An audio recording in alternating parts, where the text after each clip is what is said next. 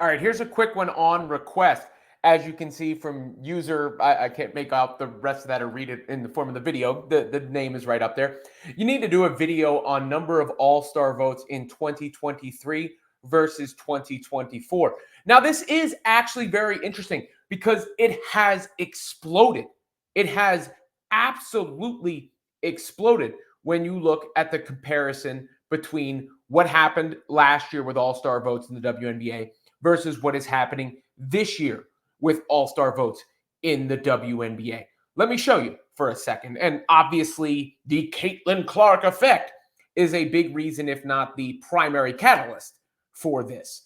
But if you take a look at the voting here, this is from 2023, the similar return at this point last year, right? That's the 2023 return.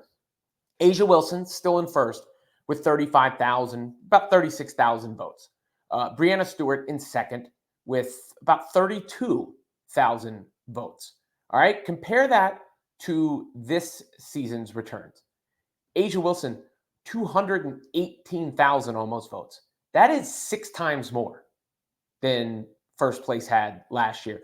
Caitlin Clark, 216,000 votes, about 7 times more than last year.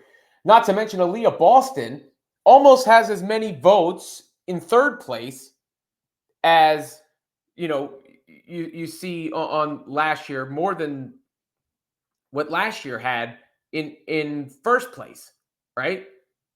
Well more than first place had last year. That's in third place.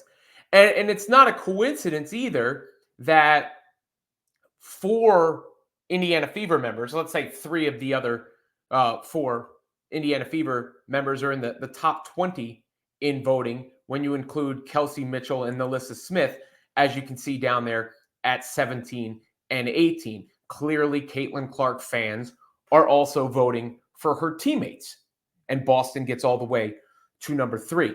Now, this is part of a huge explosion that we've seen all across the league, right? You've got the ratings way up. You've got the attendance way up. The Atlanta Dream set a record in that game against the Indiana Fever, 17,000 plus in the building. Every single metric through the roof. Not to mention the All-Star game. And that's an example of a rising tide, right? Because the other women are getting voted as well.